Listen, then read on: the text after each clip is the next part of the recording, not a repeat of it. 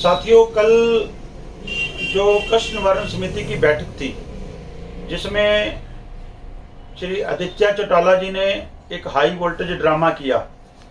यह ड्रामा उनकी पुरानी आदत है। पहले भी जिला प्रधान रहते हुए वो भेड़ बकरियां लेकर म्यूनसिपल कमेटी के दफ्तर गए थे कि मेरी सुनवाई नहीं हो रही है, लोगों के काम नहीं हो रहे हैं।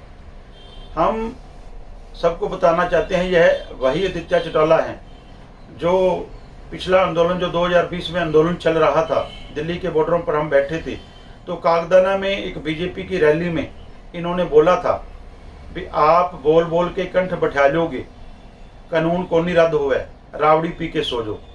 ये अपनी जो ऐसी बोलबानी से हमेशा विवादों में भी रहे हैं। तो अब कल इन्होंने एक नया ड्रामा रचा। इन्होंने कहा भी हमारे काम नहीं हो रहे हैं, जनता दुखी है, गांव वाले लोग दुखी हैं।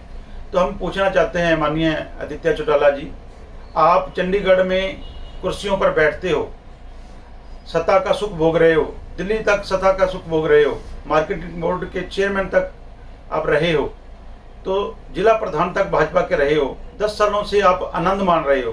तो अब आपको पता है अब गांव में जाना है, लोगों के लिए वोटों के लिए जाना है, वोट लेनी है, फिर दोबारा कुर्सी के लिए आपने फिर संघर्ष करना है। तो आपने एक बात तो सच्ची कही कि अब वोट नहीं मिलेंगे, तो वाकई सच बात है।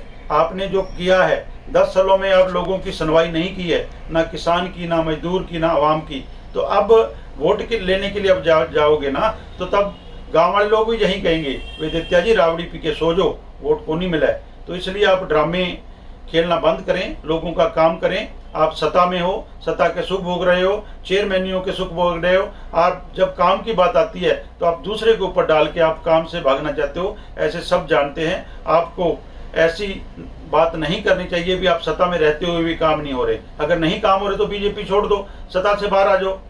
सत्ता के सुख भोगते हुए जनता का काम नहीं कर रहे तो आपकी नालायकी है, आपका निकम्मापन।